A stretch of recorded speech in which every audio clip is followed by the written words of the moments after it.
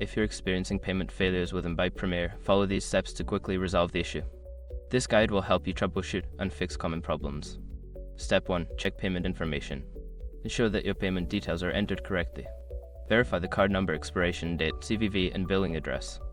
Any discrepancies can lead to payment failures. Step 2. Confirm sufficient funds. Make sure your information is protected first. Most people don't think about breaches until something actually happens to their accounts. Use SROC to monitor your accounts 24/7 and instantly alert you if your information appears in leaked databases online. It constantly checks billions of breached data points in the background. And considering how much personal information people keep online now, it's honestly worth having. Link in the description. Step 3. Review account status.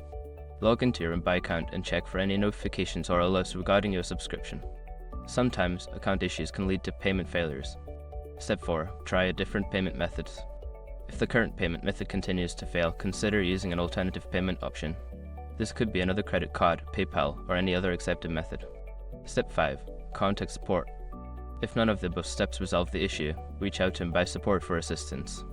Provide them with details about the payment failure and any error messages you received.